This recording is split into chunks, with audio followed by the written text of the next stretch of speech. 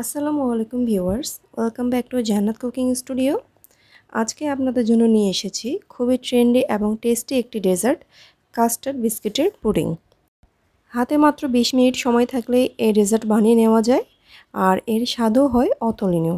তাহলে চলুন আর কথা না বাড়িয়ে মূল রেসিপিতে চলে যাই।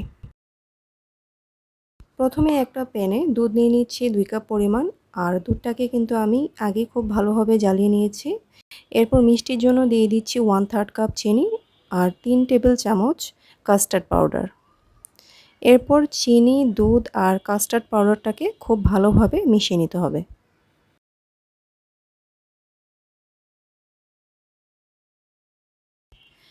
এরপর কাস্টার্ডের মিশ্রণটিকে চুলায় দিয়ে মিডিয়াম হিটে অনবরত নেড়েচেড়ে জাল করে নেব একটা থিক কনসিস্টেন্সি না আসা পর্যন্ত।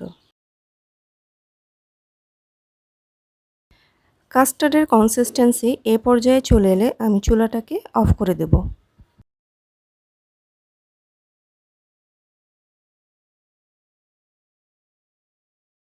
এরপর একটা বলে আমি কিছু বিস্কিট স্প্রেড করে নিচ্ছি।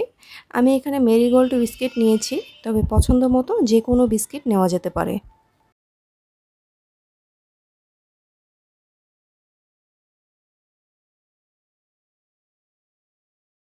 বিস্কিটগুলো বোলের মধ্যে ছড়িয়ে নেওয়ার পর যে ফাঁকা অংশগুলো থাকবে, সেই ফাঁকা অংশগুলোকে বিস্কিট আর বিস্কিটের গুঁড়ো দিয়ে পূর্ণ করে দিতে হবে।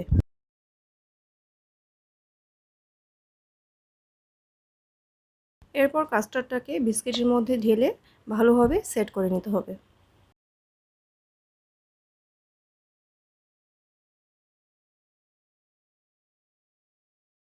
সেই একই পদ্ধতিতে আবারও বিস্কিটগুলোকে স্প্রেড করে দিচ্ছি, আর ফাঁকা অংশগুলোকে বিস্কিট আর বিস্কিটের গুঁড়ো দিয়ে ফিল আপ করে দিতে হবে।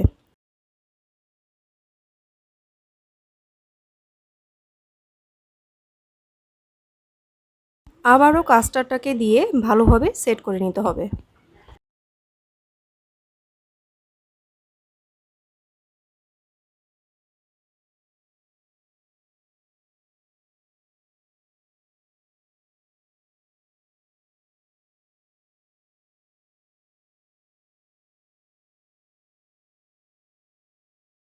আবারও বিস্কিটগুলোকে উপরে দিয়ে দিচ্ছি। মোট 3 লেয়ারে বিস্কিটগুলোকে দিয়ে দিতে হবে। এরপর উপরে আমি ভ্যানিলা ফ্লেভারের আইসক্রিম দিয়ে দিচ্ছি, তবে আপনারা আপনাদের পছন্দ অনুযায়ী যে কোনো ফ্লেভারের আইসক্রিম দিয়ে দিতে পারেন। আইসক্রিমটাকে ভালোভাবে সেট করার পর উপরে আমি কোকো পাউডার ছড়িয়ে দিচ্ছি। এটা কমপ্লিমেন্টারি, দেখতে ভালো লাগে তাই দিচ্ছি, তবে আপনারা চাইলে কাজু বাদাম, পেস্তা বাদামও দিয়ে দিতে পারেন। এরপর ভালোভাবে যাতে সেট হয়ে যায় এই জন্য ডিপ ফ্রিজে রেখে দেব 3 থেকে 4 ঘন্টা। চলে এলাম প্রায় 4 ঘন্টা পর। দেখতেই পাচ্ছেন ডেজার্টটা কতটা লোভনীয় হয়েছে। আমার রেসিপিটি যদি আপনাদের কাছে ভালো লেগে থাকে তাহলে প্লিজ চ্যানেলটি সাবস্ক্রাইব করে দিবেন, আর পাশে থাকা বেল বাটনটি প্রেস করে দিবেন, আর ভিডিওতে লাইক, কমেন্টস, শেয়ার করে সবসময় আমার পাশে থাকবেন।